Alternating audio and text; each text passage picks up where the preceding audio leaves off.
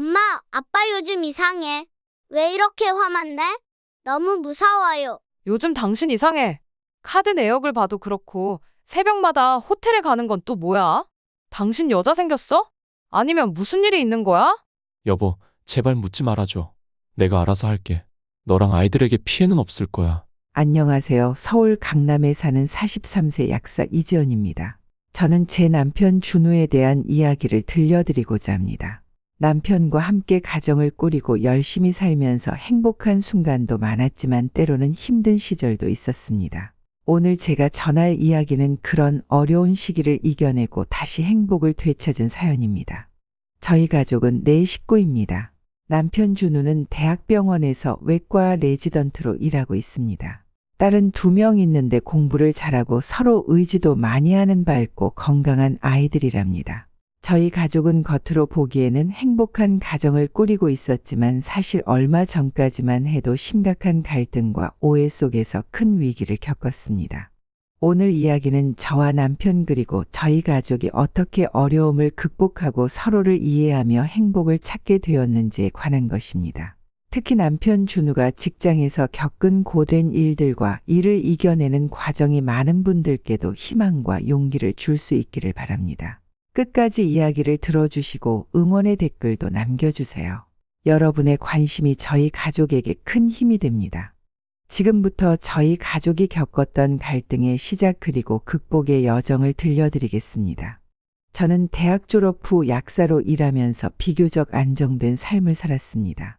저희 집안은 대대로 의료계에 종사한 분들이 많았는데 저희 부모님 역시 의사와 약사로서 지역사회에서 존경받는 분들이셨습니다. 저는 어릴 적부터 부모님의 바람에 따라 의대를 준비했지만 결국 약학이 더 적성에 맞아 약대에 진학했고 졸업 후엔 약국을 운영하며 저만의 길을 걷기 시작했습니다. 경제적으로 여유가 생기니 안정된 삶을 누렸지만 바쁜 일상 속에서 연애는 늘 뒷전이었습니다. 저는 결혼이 늦어진 만큼 상대를 신중히 선택해야겠다고 생각했는데 34세가 되던 해 가족 지인의 소개로 준우를 만나게 되었습니다. 남편은 저보다 4살 어린 외과 레지던트로 열정적으로 일하며 자신의 목표를 향해 나아가는 모습이 인상 깊었습니다. 처음엔 연하라는 점에서 망설였지만 준우는 차분하고 진중한 성격이었고 환자를 대하는 태도에서 따뜻함과 책임감을 느낄 수 있었습니다. 그의 진실된 모습을 알게 된 후 저도 자연스레 마음이 열렸습니다. 몇 번의 만남을 이어가면서 우리는 서로에게 끌렸습니다. 준우는 자신이 평범한 집안 출신이고 아직은 부족한 점이 많다고 했지만 저는 그런 점이 오히려 더 좋았습니다.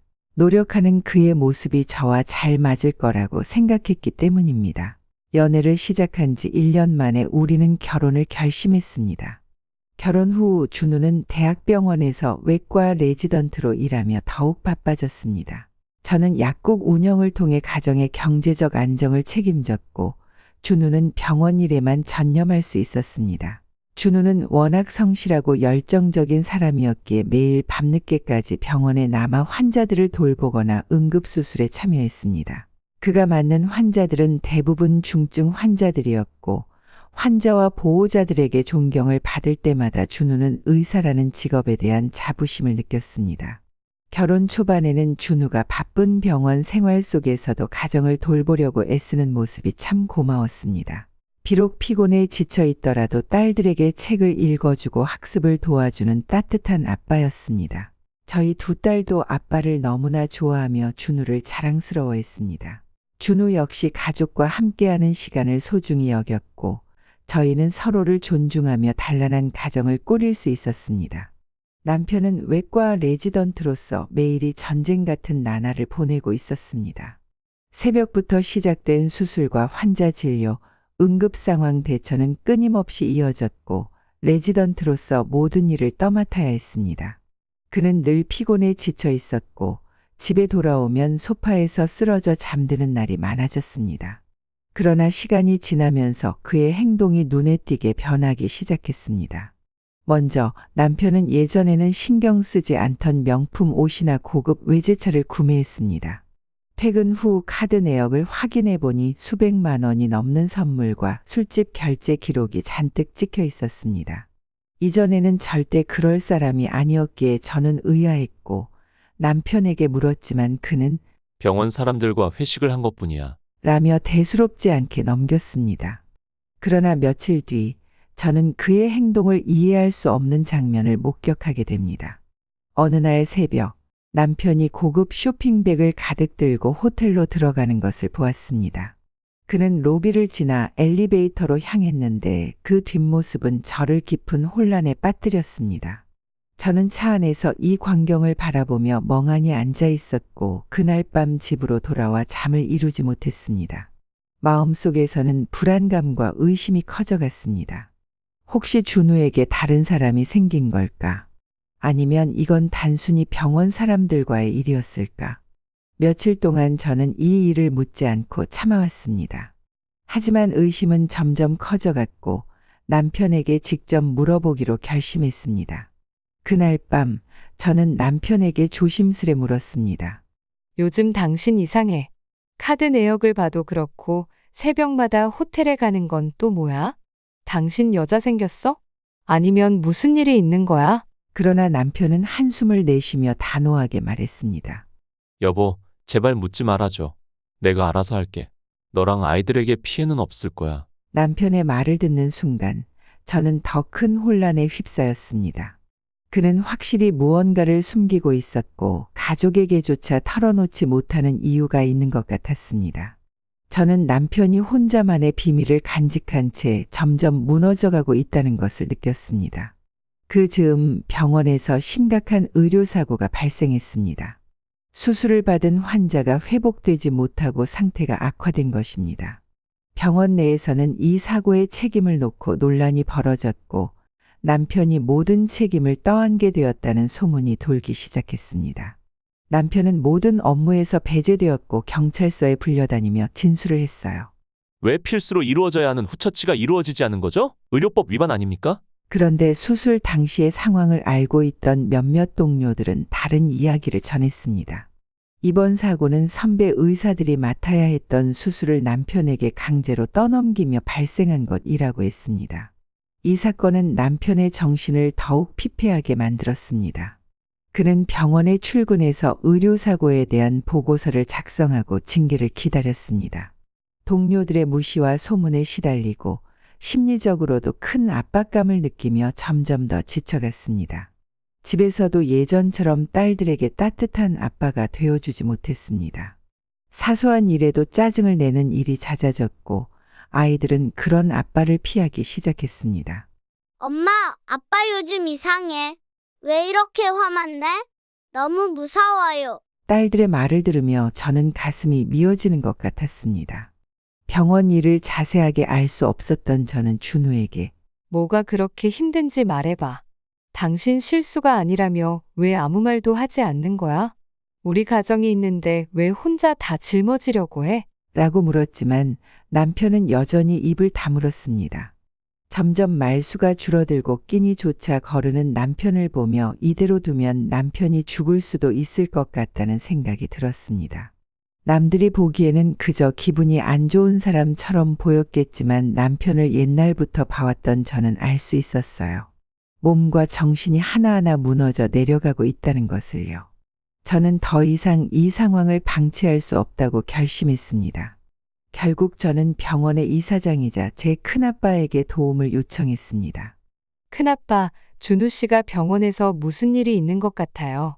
얼핏 들리는 말로는 의료사고라고 하는 것 같은데 알아봐 주실 수 있으실까요? 큰아빠는 즉각 병원 내 CCTV와 직원들의 진술을 수집해 조사를 시작했습니다. 조사가 진행되면서 충격적인 진실이 드러났습니다.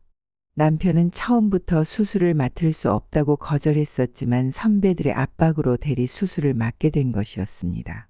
또한 수술 후 후처치를 맡은 이 선배가 환자의 상태를 소홀히 하며 의료사고가 일어난 것임에도 남편의 잘못으로 뒤집어 씌우려고 한 정황이 드러났습니다. 심지어 선배들이 이 사건이 공론화되는 걸 원치 않아 쉬쉬하여 보고조차 안 올라간 것이었습니다. 사건의 내용은 이랬습니다. 중증 환자의 심각한 복부 손상으로 인해 응급 수술이 필요했으며 당시 담당 교수였던 선배는 자신이 해야 할 복잡한 수술을 레지던트인 준우에게 떠넘겼습니다. 야, 너 수술 잘하잖아. 난 다른 스케줄이 있어서 못 봐주니까 네가 맡아. 선배님 하지만 제가 맡기에는 큰 수술입니다. 환자분이 잘못되기라도 하면 다른 선배님과 수술 스케줄링을 해보시는 게 어떠실까요? 야, 그냥 하라면 해. 내가 중간에 들어가서 도와주면 되잖아. 하라면 하는 거지 왜 이렇게 말이 많아? 너 지금 객이냐? 사실 그 수술은 레지던트 혼자서 하기에는 무리가 있는 고난도 수술이었습니다. 그러나 준우는 선배의 고압적인 지시에 거부할 수 없었습니다. 그는 깊은 고민 끝에 환자를 위해 수술실에 들어갔습니다. 준우는 평소에도 수술 실력이 뛰어나다고 평가받았고 실제로 그날도 대리로 맡은 수술을 완벽하게 마무리했습니다. 하지만 진짜 문제는 수술 이후에 벌어졌습니다. 수술 후 환자의 상태가 호전되는 듯했지만 후처치 과정에서 문제가 발생했습니다. 수술을 떠넘긴 이 선배가 후처치를 맡게 되었는데 그는 환자의 상태를 제대로 체크하지 않았고 회복 단계에서 반드시 필요했던 처치를 소홀히 했습니다. 환자는 수술 부위에 염증이 생겼고 빠른 대처가 이루어지지 않아 상태가 급격히 악화되었습니다. 며칠 후 환자의 상태가 급격히 나빠지자 병원 내에서는 책임 문제가 떠올랐습니다. 이 선배는 이를 자신의 책임으로 인정하기는커녕 모든 것을 남편에게 떠넘기려 했습니다. 그는 병원 내에서 이렇게 말했습니다. 그 수술은 준우가 처음부터 끝까지 맡았어. 난 다른 스케줄 때문에 관여하지 못했지. 내가 네 경력에 이런 수술은 아직 무리라고 말렸지만 할 수 있다고 막무가내더라고. 실제로 병원 내부에서는 이 선배의 발언으로 인해 모든 책임이 남편에게 돌아갔습니다. 다른 동료들도 선배에게 찍히고 싶지 않아 진실을 말하지 못했고 준우는 고립되어 갔습니다. 제가 잘못한 건 없습니다. 제가 맡기에 힘든 수술이었던 것은 인정하지만 수술은 성공적으로 마쳤고 후처치는 선배님께서 담당할 거니 저는 빠지라고 하였었습니다. 준우가 항변했지만 선배들은 남편 말을 무시하며 모든 책임을 떠넘기려 했던 것이었습니다. 병원 이사장인 큰아빠의 주관으로 의료사고의 진실을 밝히기 위해 관련된 모든 선배 의사들을 소환했습니다. 이 자리에는 의료사고의 중심에 있었던 선배를 포함해 남편을 괴롭힌 다른 선배 의사들까지 모였습니다. 큰아빠는 병원 회의실 중앙에 서서 단호하게 말했습니다. 오늘 이 자리는 의료사고와 관련된 진실을 밝히기 위한 자리입니다. 환자의 수술과 후처치 과정에서 누가 어떤 역할을 했는지 철저히 조사해 책임을 물을 것입니다. 회의가 시작되자 병원 내 CCTV 영상과 직원들의 진술이 차례대로 공개되었습니다. 영상 속에는 수술실에서 남편이 열정적으로 환자를 살리기 위해 노력하는 모습이 담겨 있었습니다. 남편은 고난도 수술임에도 불구하고 끝까지 집중력을 발휘해 수술을 성공적으로 마쳤습니다. 문제는 이후였습니다. CCTV는 대리 수술을 떠넘긴 선배가 수술 기록을 훑어보는 척하다 병실을 떠나는 모습을 명확히 포착하고 있었습니다. 환자의 상태를 면밀히 관찰하고 적절히 조치해야 했던 선배가 이를 방치했습니다. 후처치를 제대로 하지 않은 탓에 염증이 심해졌고 환자는 심각한 상태로 악화되었습니다. CCTV 속 환자의 상태는 수술 직후 안정되는 듯했지만 수술 부위의 염증 반응이 빠르게 진행되어 점점 고통을 호소하는 모습이 담겨 있었습니다. 큰아빠는 날카로운 목소리로 선배를 추궁했습니다. 이 선생, 왜 수술 후 환자의 상태를 점검하지 않았습니까? 당신이 맡았던 후처치는 어디로 간 겁니까? 선배는 당황한 얼굴로 변명했습니다. 제가 너무 바빴습니다. 다른 수술 스케줄도 많았고 한준호 레지던트가 알아서 처리한 줄 알았습니다. 그러나 큰아빠는 단호하게 말을 잘랐습니다. 바쁘다는 이유로 환자의 생명을 방치할 수는 없습니다. 당신이 할 일을 레지던트에게 떠넘겼고 결국 환자는 심각한 상황에 빠졌습니다. 게다가 당신이 환자의 상태를 확인조차 하지 않았다는 증거가 충분합니다. 선배의 책임은 명백해졌지만 조사 결과는 여기서 끝나지 않았습니다. 남편이 이들에게 부당하게 받았던 갑질과 사적인 심부름이 낱낱이 밝혀졌습니다. 증언과 진술에 따르면 이 자리에 많은 선배 의사들이 한 선생에게 수술뿐만 아니라 사적인 심부름까지 시켜왔습니다. 큰아빠는 직원들의 증언서를 읽으며 말했습니다. 대리운전은 물론 가족 선물 구매 대행, 아이들 학원 데려다주기와 숙제 지도, 집 청소, 가족 모임 자리 잡아주기까지 온갖 일을 맡겼다는 보고가 있습니다. 심지어 병원 밖에서 개인적인 쇼핑도 시켰다지요. 알고 보니 그동안 남편이 결제했던 각종 고급 선물과 주류들은 선배들의 심부름으로 인한 것이었고, 밤낮을 가리지 않고 심지어 새벽에도 심부름을 시켜댔는데, 제가 본 호텔에 방문하는 남편은 선배의 심부름으로 갔던 것이었어요. 남편의 수상한 행동이 무엇이었는지 이유가 밝혀진 순간이었습니다. 남편은 항상 과중한 업무 속에서도 선배들의 요구를 묵묵히 들어주며 살아왔습니다. 그가 참고 견딘 이유는 단 하나였습니다. 낙하산이라는 소리를 듣고 싶지 않아서였습니다. 남편은 의사로서의 실력과 자부심을 자신의 노력으로 인정받고 싶어 했습니다. 와이프 덕에 실력도 없으면서 대학병원에서 일한다는 말을 듣기 싫어했고, 자신이 더 열심히 하지 않으면 아내인 저를 욕보이는 것이라 생각해 항상 묵묵히 열심히 했어요. 남편의 이런 성격을 안 선배들은 그의 성격을 이용해 이런 일을 벌인 것이었습니다. 큰아빠는 서류를 정리하며 말했습니다. 여기 계신 분들 모두 이 사실을 인정하시겠습니까? 아니면 제가 더 많은 자료를 공개해야겠습니까? 그 순간 회의실은 침묵에 휩싸였습니다. 선배 의사들은 머리를 숙였습니다. 대리 수술을 시켰던 선배는 가장 먼저 말을 꺼냈습니다. 준우야, 정말 미안하다. 내가 선을 넘었다. 후처치를 제대로 못한 건 내 잘못이야. 네가 고생한 것도 알고 있어. 사과하마. 다른 선배 의사들도 남편에게 사과하기 시작했습니다. 그러나 남편은 그들의 사과를 쉽사리 받아들이지 않았습니다. 남편은 단호한 목소리로 말했습니다. 사과만으로 모든 게 해결되지는 않습니다. 오늘은 저로 인해 이런 자리가 만들어졌지만 사실 저뿐만 아니라 다른 동료 레지던트들도 똑같은 대우를 받고 있습니다. 선배님들이 바꿔야 할 건 단순한 태도가 아니라 이런 문화 자체입니다. 그리고 남편은 울먹이며 말을 이어갔어요. 우리 손에 수백 명의 환자 목숨이 왔다 갔다 합니다. 1분 1초의 집중력으로 많은 환자들이 목숨을 잃기도 하고 또 생명을 구하기도 합니다. 저희에게 수술을 받기 위해 먼 지방에서 몇 년을 기다려 수술을 받으러 오는 환자분들도 있어요. 선배님들 제발 의사로서 사명감과 자부심을 잃지 않으셨으면 좋겠습니다. 부디 환자의 생명과 인권을 먼저 생각하는 의사가 되어주시길 부탁드립니다. 남편의 말에 그 자리에 있던 몇몇 의사들은 눈물을 흘렸습니다. 병원에 자리 잡힌 문화로 인해 힘들었던 사람이 많았던 것 같아요. 큰아빠는 남편의 말을 지지하며 선배 의사들에게 엄격한 징계를 내렸습니다. 남편에게 대리 수술을 지시한 이 선배를 포함해 부당한 행동을 일삼은 선배 의사들은 주요 직책에서 배제되었고, 이 선배는 의료윤리 위반으로 별도의 징계를 받았습니다. 징계 이후 남편은 다시 본래의 모습을 되찾았어요. 눈에 띄게 밝아지고 예전부터 하고 싶다던 새로운 수술법에 대한 공부도 시작하더라고요. 그런데 웬일인지 여전히 집에는 늦게 들어왔습니다. 일이 해결되면 일찍 집에 올 줄 알았는데 늦게 퇴근하고 주말에도 새벽까지 출근을 했어요. 알고 보니 남편은 의료사고의 피해자였던 환자를 돌보기 위해 진료 시간이 아님에도 병실을 자주 찾았습니다. 환자의 상태를 꼼꼼히 점검하고 적절한 치료 계획을 세웠습니다.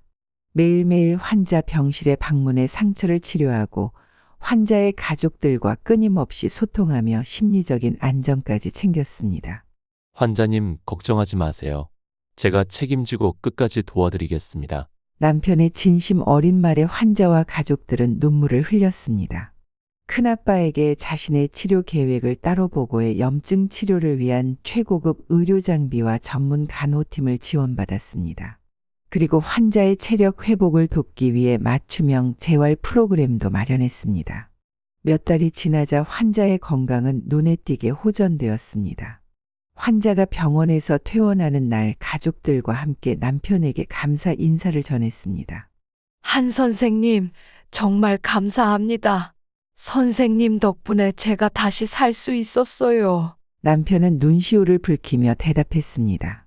아닙니다. 다시 건강을 되찾으셔서 정말 다행입니다. 개인적으로 죄책감에 시달렸어요. 제가 조금 더 신경 썼더라면 하는 생각이 많이 들더라고요. 남편은 머쓱한 표정으로 말했어요. 다시는 병원에서 뵙지 맙시다. 항상 건강하시고 병원 올 일이 없도록 하세요. 하하. 남편의 말에 환자도 가족도 크게 웃으며 돌아갔습니다. 그런데 며칠 후 놀라운 일이 벌어졌어요. 환자의 가족이 남편의 사건을 언론에 제보한 것이었습니다. 의료사고를 책임지고 피해자를 위해 헌신적으로 노력한 모습이 세상에 알렸습니다. 이런 의사가 더 많아져야 합니다. 한 선생님은 진정한 의사입니다. 남편은 이 사건을 계기로 병원 안팎에서 인정받는 의사가 되었고 그의 헌신은 많은 이들에게 귀감이 되었습니다. 남편은 그 이후로 병원에서 열정적으로 일하는 동시에 가족과의 시간을 소중히 여기게 되었습니다.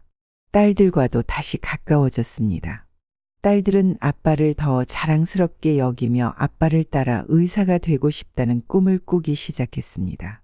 아빠, 저도 나중에 의사가 돼서 사람들을 돕고 싶어요. 딸들의 말을 들으며 남편은 환하게 웃었습니다. 저 역시 남편의 변화와 성장을 보며 깊은 감동을 느꼈습니다. 힘든 시절 동안 우리 가족은 무너질 뻔했지만 지금은 더 단단해진 유대감으로 서로를 지탱하고 있습니다. 저는 약사 일을 잠시 쉬고 두 딸을 키우며 가정을 돌보고 있습니다. 오랜만에 가족과 함께하는 소소한 행복을 만끽하고 있습니다. 이번 일을 겪으면서 저는 중요한 교훈을 얻었습니다. 가족은 어려운 시기에 가장 강력한 힘이 되어줄 수 있다는 사실입니다. 남편이 모든 것을 혼자 감내하려 했을 때 제가 그를 돕기 위해 발벗고 나섰던 일이 우리의 관계를 회복시킬 수 있었습니다. 저는 남편에게 다음에 또 이런 일이 생기면 절대 혼자 고민하지 말고 나한테 바로 말해. 라고 약속을 받았습니다. 남편도 이번 일을 통해 깨달은 바가 많았습니다. 남편이 이렇게 말하더군요. 이제 어떤 상황에서도 나 자신을 믿고 당당히 맞설 거야.